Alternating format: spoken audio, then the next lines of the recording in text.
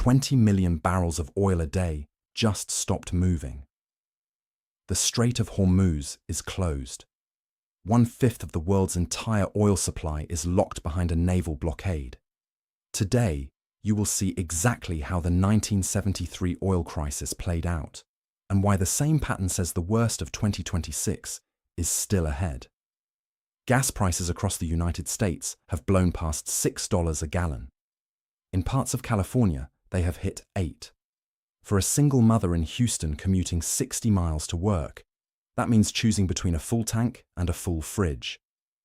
In Europe, energy costs are surging faster than at any point since the pandemic. Factories in Germany are scaling back shifts. Shipping companies are rerouting cargo around the Cape of Good Hope, adding weeks and billions in costs. Oil just crossed $100 a barrel. And economists are reaching for a word that has not mattered in 50 years. Stagflation. Rising prices and a shrinking economy happening at the same time. Mark Zandi at Moody's Analytics now puts the probability of a US recession at 48.6%. His vicious cycle index, a tool that has flagged every recession since World War II, just triggered for the first time since the pandemic. The Iran crisis is not a future risk. It is happening right now. But here is what most people do not realize. We have seen this exact scenario before. In October 1973, the world got its first oil shock. What followed was a decade of economic pain that reshaped governments, currencies, and the global order. To understand what is happening now, you have to go back to a world that ran on cheap oil and American confidence. After World War II, the Western economy was built on a single assumption. Oil would stay cheap forever. A barrel cost less than $3. American factories ran day and night. Suburbs spread across the landscape. Highways multiplied. The automobile was king. Then, in 1971, Richard Nixon made a fateful decision. He severed the dollar from gold. The Bretton Woods system, the framework that had stabilized Western currencies since 1944, began to collapse. The dollar started to float and inflation crept upward before anyone noticed.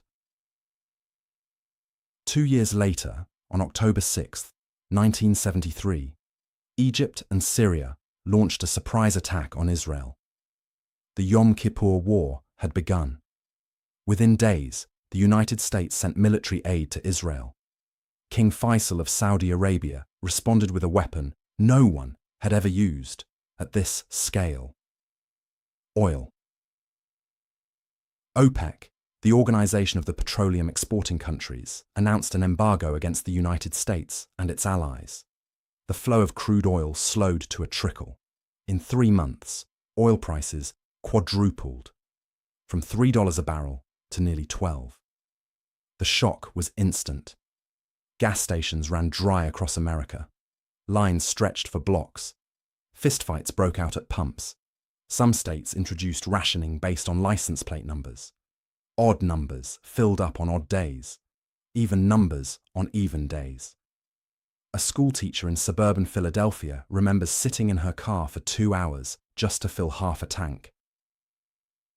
At the Federal Reserve, Chairman Arthur Burns faced a decision with no good answer.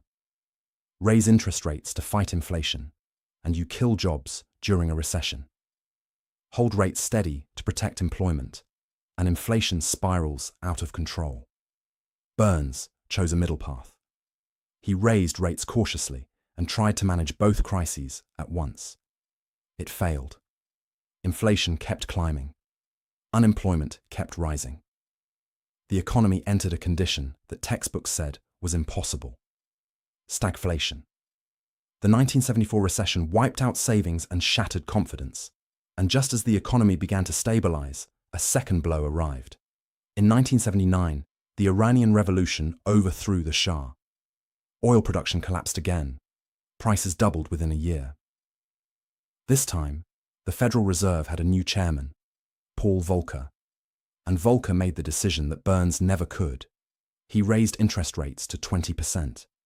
It was deliberate, brutal, and effective.